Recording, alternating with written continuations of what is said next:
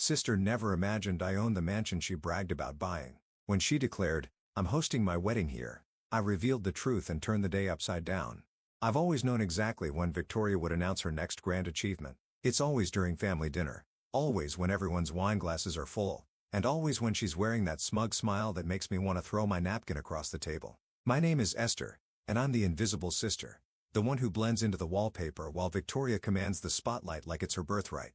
Tonight is no different, except that this time, I'm the one holding on to a secret that could shatter her perfect world. "I have the most incredible news," Victoria announces, tapping her wine glass with her perfectly manicured nail. The crystal rings drawing everyone's attention. Mom leans forward already beaming with pride while I take another sip of my Marlowe, fighting back a knowing smile. "Elliot and I bought the most magnificent mansion on Maple Grove." Victoria's voice rises with excitement. "It's absolutely perfect for our wedding. The grand staircase, the chandelier in the foyer, the garden pavilion, it's like something out of a fairy tale." I nearly choke on my wine. The mansion on Maple Grove. My mansion on Maple Grove. "Oh, darling. That's wonderful," Mom exclaims, reaching across the table to squeeze Victoria's hand. "I always knew you'd end up somewhere spectacular." "Didn't I say that, Esther?" "You certainly did," I reply, keeping my voice steady. "Every chance you got." "Show them the photos, honey," Elliot says, his arm draped around Victoria's shoulders. He's exactly the kind of man everyone expected Victoria to land: wealthy, polished, and completely wrapped around her finger. Victoria pulls out her phone, swiping through photos I recognize all too well. "Look at these marble countertops and the original hardwood floors. The previous owner maintained everything beautifully." "That they did," I murmur, thinking about the countless hours I'd spent researching restoration companies and historical preservation techniques. "Esther, you'll help with the wedding planning, won't you?" Victoria asks, though it's not really a question. "You're so good with details." "Of course," I say, catching Jonah's eye across the table. He's the only one who knows the truth, and I can see him struggling to keep a straight face. "We're thinking June," Victoria continues. "The gardens will be in full bloom in June?" I interrupt, my heart racing. "That's only 3 months away." "Well, when you know what you want," Victoria flashes her engagement ring, making sure it catches the light. "Besides, the house is perfect as is. We won't need to change a thing." Jonah coughs deliberately. "Not even check with the owner first?" Victoria's perfectly shaped eyebrows furrow. "We are the owners, silly. The papers are being finalized next week." I grip my napkin under the table, my knuckles turning white. If she only knew that I'd signed those papers 6 months ago, that every inch of that mansion belongs to me. "A toast," Mom declares, raising her glass, "to Victoria and Elliot and their beautiful new home." Everyone raises their glasses except Jonah, who watches me with concern. I lift mine slowly, the weight of my secret pressing down on my shoulders. "Actually," Victoria adds, "I was thinking Esther could help with the catering arrangements. You're so good at staying within a budget." And there it is, another subtle dig, another reminder of my place in her shadow. I feel something shift inside me, like a lock finally breaking. "I'd love to help," I say, my voice dripping with honey. "After all, I know that house better than anyone." Victoria laughs, dismissing my comment entirely. "Oh, please. You've only been there once with me last week." If she only knew about the nights I spent walking through those rooms, planning renovations, imagining a life where I finally step out of her shadow. But soon she would. Soon everyone would. "More wine?" Jonah offers, breaking the tension. As conversation flows around me, I catch fragments of Victoria's wedding plans, each more elaborate than the last. She's already talking about where to place the champagne fountain, which walls to drape with silk, how to transform my carefully restored dining room into her vision of wedding perfection. I smile and nod, playing my usual role of the supportive sister. But inside, I'm counting down the days. Let her plan. Let her dream. Let her stand in the spotlight one last time. Because when June comes, she'll finally learn what it feels like to be the one in the shadows, and I'll be the one holding the deed to her perfect fairy tale ending. "More dessert, anyone?" Mom asks, already cutting Victoria an extra large slice of cheesecake. "No, thanks," I say quietly, savoring the sweetness of my secret instead. "You should have seen your face when she started talking about the champagne fountain," Jonah says, handing me a coffee as we sit in my apartment the next morning. "I thought you were going to explode." I almost did. I curl up in my favorite armchair watching the steam rise from my cup. She wants to put it right where I planned my reading nook. "Can you believe that? You know what would solve this whole problem?" Jonah leans forward, his expression serious. "The truth." Before I can respond, my phone buzzes. Victoria's name flashes across the screen, and I suppress a groan. "Esther." Victoria's voice blares through the speaker. "I need you at the mansion in an hour." The wedding planner's coming, and someone needs to take notes. I have work. I already called your boss. He's giving you the morning off. Isn't that wonderful of him? Of course she did. Victoria has always treated my time like it belongs to her. Fine, I say, shooting Jonah an exasperated look. I'll be there. Perfect. Oh, and wear something professional. The wedding planner is very high-end. The line goes dead before I can respond. See? Jonah gestures at my phone. This is exactly why you need to tell her. It's not that simple. I set my coffee down. You didn't grow up with her and Mom. Every time I achieved something, Victoria had to do it bigger, better. When I got into college, she had to get into a better one. When I started my career, she had to land a more prestigious job. But this time, you've got her beat. That mansion is yours, fair and square. A knock at my door interrupts us. I open it to find Frankie, our family friend, holding a stack of mail. This was delivered to my place by mistake, she says, handing me an envelope. It's from Harrison & Mills Real Estate. My heart stops. The envelope is clearly addressed to me, but the return address shows the mansion's location. Thanks, I say quickly, stuffing it into my bag before Frankie can ask questions. After she leaves, Jonah raises an eyebrow. Close call. Too close? I grab my coat. I need to get to the mansion before Victoria sends out a search party. The drive to Maple Grove is familiar now, each turn bringing me closer to the property I'd fallen in love with months ago. Victoria's sleek sports car is already parked out front when I arrive. Finally, she emerges from the front door, clipboard in hand. The planner's already inside. She's talking about hanging crystal curtains from the ceiling. Isn't that divine? I follow her into my foyer, my beautiful historically accurate foyer that she wants to turn into a crystal wonderland. Victoria, I start gathering my courage. Don't you think you should wait until the sale is final before making these plans? She waves her hand dismissively. Oh, please. It's practically done. Elliot's lawyer is handling everything. The wedding planner, a sharp-dressed woman named Rachel, appears with fabric swatches. Now about the grand ballroom. It's not a ballroom, I interrupt. It's the main living room, and those walls are original Victorian wallpaper. Rachel and Victoria stare at me. How would you know that? Victoria asks, her eyes narrowing. I did some research, I stammer, because you asked me to help with the planning. Well, regardless, Rachel continues, we'll need to cover those walls. They're not quite the right aesthetic. I bite my tongue so hard I taste blood. The next hour is torture.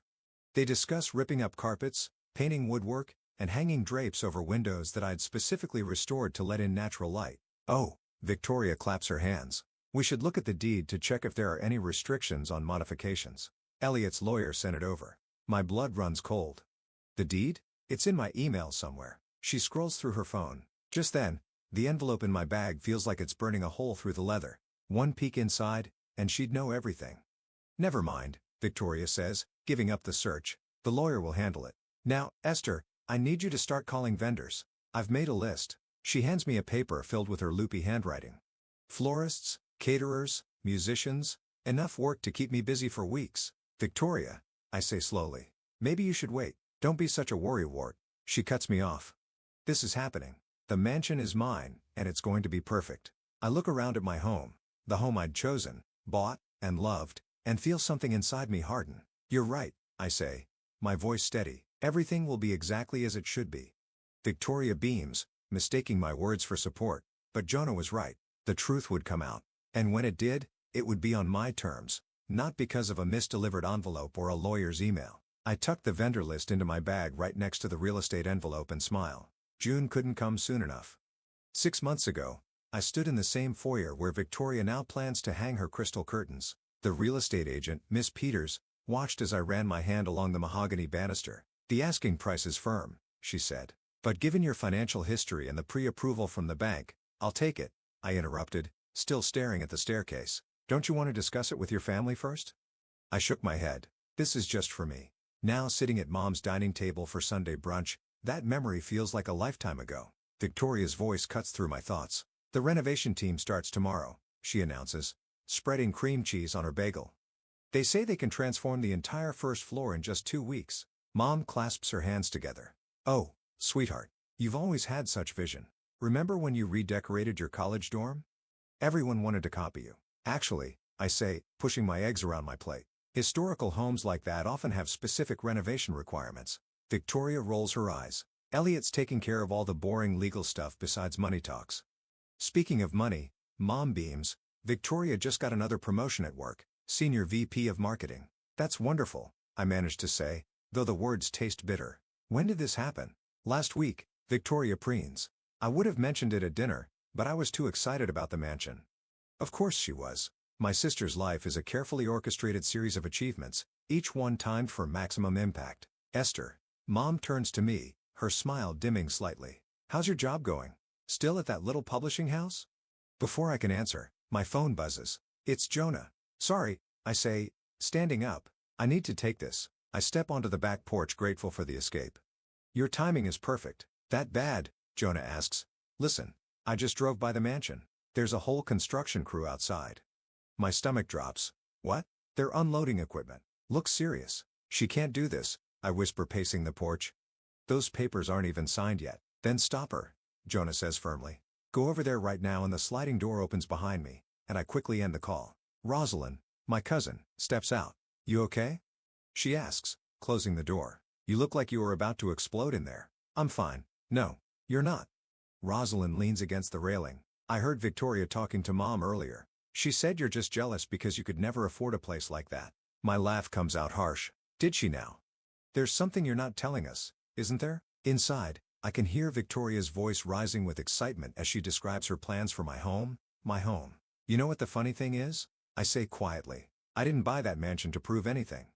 I bought it because the first time I walked in, it felt like somewhere I could finally be myself, somewhere without Victoria's shadow. Rosalind's eyes widen.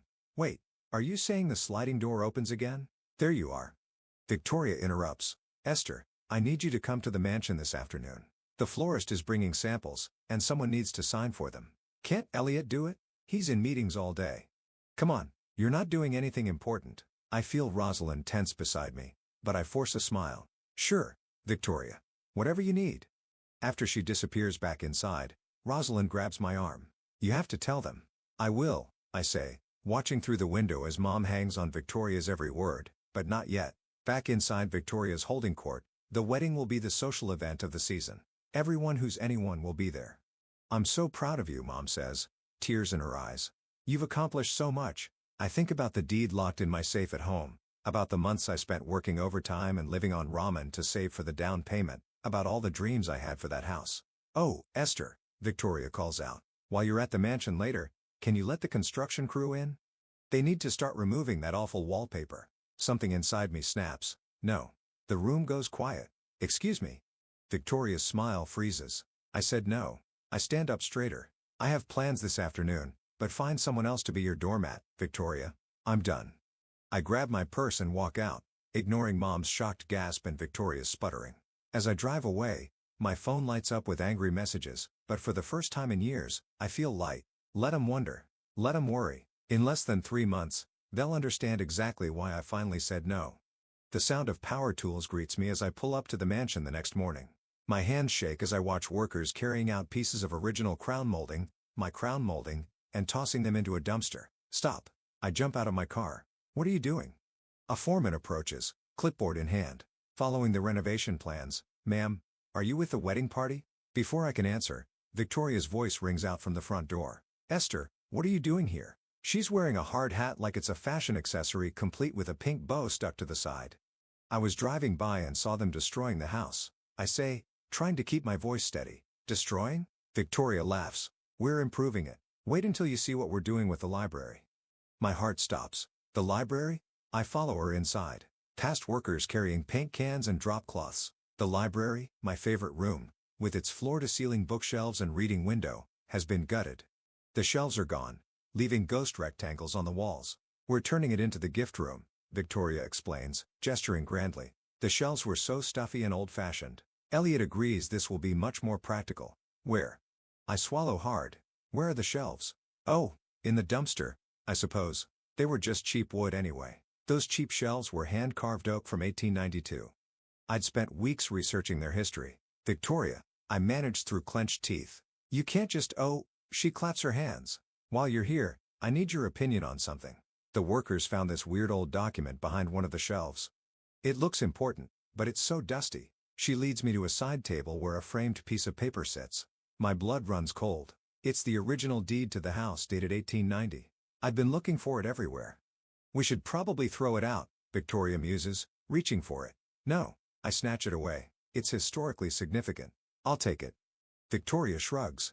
Whatever. Oh, did you hear? Elliot's parents are flying in next week to see the house. I told them all about the improvements we're making. A crash from upstairs makes us both jump. What was that? I asked, already running toward the stairs. Probably just the crew removing those ugly stained glass windows in the master bedroom. Victoria calls after me. We're replacing them with modern ones. I freeze mid-step. Those windows were what made me fall in love with the house in the first place. The way the morning sun painted rainbow patterns across the floor. Victoria. Elliot's voice booms from the front door. The contractor needs to discuss the budget. I peek over the railing to watch their interaction. Budget? Victoria's voice rises. What do you mean? Daddy said he'd cover everything. Well, these changes are exceeding even his expectations, Elliot says, looking uncomfortable. Maybe we should scale back some of the renovations until after the wedding. Scale back? Victoria stamps her foot. This is my perfect day we're talking about. I won't compromise. Our perfect day, Elliot corrects quietly. From my hidden spot on the stairs, I watch Rosalind slip in through the front door, probably looking for me after our conversation yesterday. She hangs back listening. The house needs to be perfect, Victoria insists. I won't have people thinking we can't afford the best, especially not my sister. What does Esther have to do with this? Victoria laughs sharply. Please, she's always been jealous of me. You should see how she looks at this house like she wishes it was hers, as if she could ever have something this magnificent. I hear Rosalind's sharp intake of breath from below. That's a bit harsh, Elliot says. Esther's always been supportive because she has to be. She's nothing but my plain boring little sister who'll probably end up alone with a bunch of cats and those stupid books she loves so much. The antique banister creaks under my grip. Victoria. Rosalind steps forward.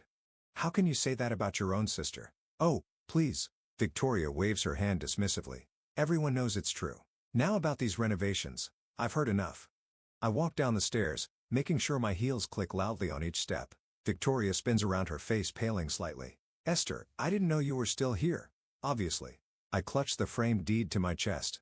Don't worry about the budget, Victoria. Something tells me these renovations won't be continuing much longer. I walk out holding my head high, Rosalind close behind me. Let Victoria wonder what I meant. In just a few weeks, she'd understand exactly how wrong she was about her plain boring little sister. Behind us, I hear Elliot ask, what did she mean by that? Victoria's response is lost in the sound of another crash upstairs, like the house itself is protesting its destruction. She's destroying everything. I tell Jonah as we sit in his living room that evening. The rescued deed sits on his coffee table between us.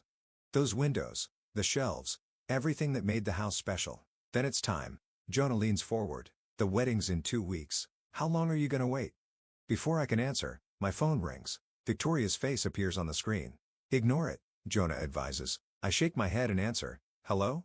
Finally? Victoria's voice is shrill. I've been calling for hours. Listen, there's been a tiny problem with the wedding plans. What kind of problem? Elliot's lawyer says there's some issue with the house paperwork. Something about the deed being unclear. Anyway, I need you to call the real estate office first thing tomorrow and sort it out. I catch Jonah's eye. He mouths, tell her. Victoria, I start. About the house. Oh, and the wedding planner quit. Can you believe it? She said something about ethical concerns and unauthorized renovations. So now I need you to take over all the planning. What? No. Perfect. I'll email you her files. Oh, and Mom wants you to give a speech at the reception. Nothing too long. Maybe just talk about how I've always been your role model? The laugh that escapes me is borderline hysterical. Your role model? Well, obviously. I mean, look at everything I've accomplished. The career, the mansion, Elliot. The mansion isn't speaking of Elliot, she interrupts again. He's being weird about the renovation costs. Could you maybe talk to him? Explain how important this is? Important? I stand up pacing Jonah's living room. You mean, like, those stuffy bookshelves were important or the ugly stained glass windows? Why are you being so difficult? This is my wedding. In my house. The words burst out before I can stop them. Silence fills the line. What did you say? Victoria's voice is dangerously quiet. Nothing. I have to go. I hang up, my hands shaking. Well, Jonah says, that was almost the truth. My phone immediately starts ringing again. This time it's Elliot. Esther? He sounds worried. Victoria's really upset. She says you made some strange comment about the house. Elliot. I take a deep breath. Has Victoria shown you the actual deed to the mansion? Her lawyer's handling all that. Why? Maybe you should ask to see it. Another call beeps through. Mom. This time. I decline it. Esther? Elliot says slowly. Is there something I should know? Before I can respond, I hear